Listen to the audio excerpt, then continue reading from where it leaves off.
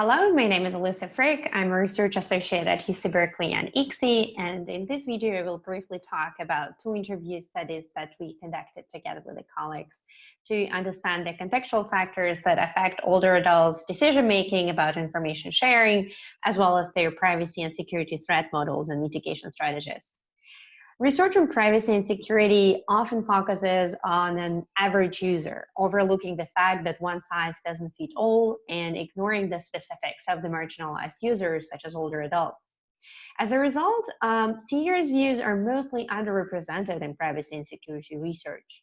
To address this issue, our goal was to inform the design of effective systems that would empower older adults to make informed decisions and to have better control over their personal data and to maintain better security practices. To this end, we conducted two series of semi-structured interviews with a total of 58 English-speaking older adults, recruited among inhabitants of senior residences and members of senior centers in San Francisco Bay Area.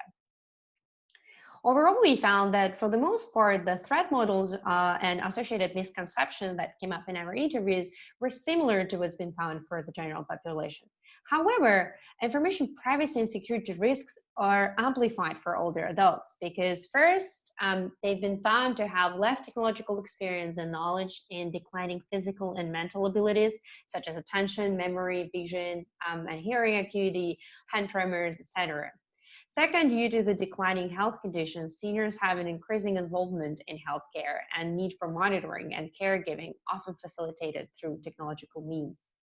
Third, they often rely on data-dependent social services and use of second-hand and public devices, for example, in libraries and senior centers, instead of having their own devices, which also introduce additional risks.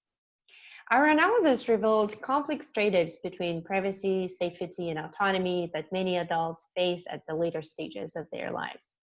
We also observed common misconceptions about data flows, especially in emerging sensor-based and artificial intelligence technologies, which lead to blind spots and mitigation strategies aiming at protecting against privacy and security threats associated with the use of those technologies. Usability issues such as inability to interact with touch screens due to lower skin conductance or lower vision, and lack of attention to seniors' needs, abilities, and constraints in those systems decreases their self-efficacy in protecting from privacy and security threats and using the existing privacy and security settings or means for protection. In the paper, we discussed common learning and troubleshooting approaches that older adults use to overcome those issues at the moment. And finally, we found that one of the most commonly mentioned approaches to mitigation of privacy and security risks was to simply avoid or limit using the technologies. This finding basically suggests that businesses offering devices or services targeted to or used by older adults may accrue economic benefits and gain a competitive advantage by considering the opinions and addressing the concerns of this population. For more details, I invite you to read the full paper cited on the slide, and meanwhile, I will briefly talk about a separate contribution based on these results of those interviews. We developed a model of contextual factors affecting the decision-making processes about information sharing. For instance, we examined how the purpose of use, functional relevance, urgency, anticipated emotional reactions of the recipients, and individual attitudes to privacy and control affect the opinions about sharing information. We also explored how those factors define what granularity of data, communication frequency, and channels older adults find appropriate for sharing information with various recipients.